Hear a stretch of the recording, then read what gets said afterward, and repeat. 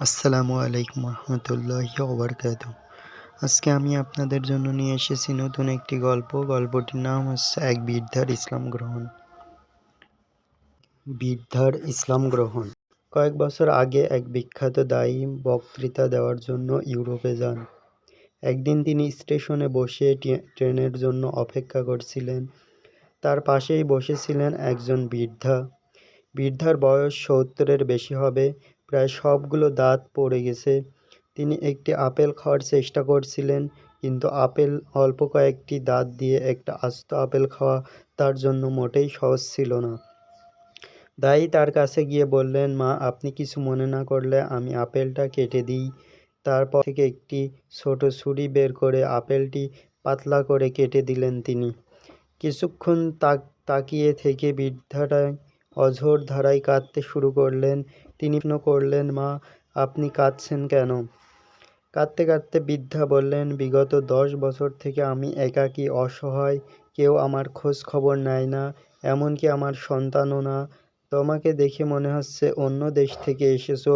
তোমার মতো অপরিচিত মানুষের কাছ থেকে এমন ভালো আচরণ পেয়ে আমার ভেতরটা কেঁদে উঠল।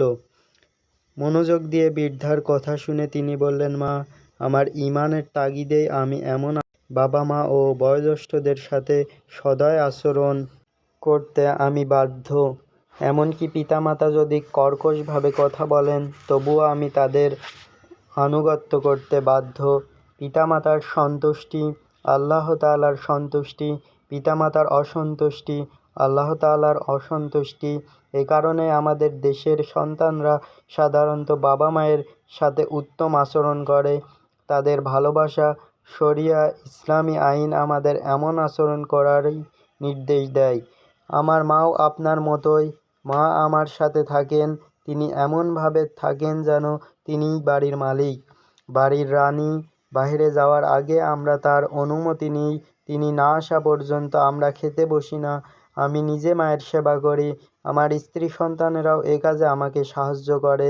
আমি মায়ের সর্বাত্মক সেবা যত্ন করি, কারণ আমাদের ধর্মে এমন নির্দেশই দেওয়া হয়েছে। বৃদ্ধা প্রশ্ন করলেন, তোমার ধর্ম কি? তিনি বললেন, ইসলাম।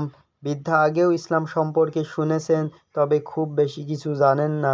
লোকটির কথা ও কার্যকলাপে বৃদ্ধা অভিভূত হয়ে তখনই ইসলাম গ্রহণ করলেন।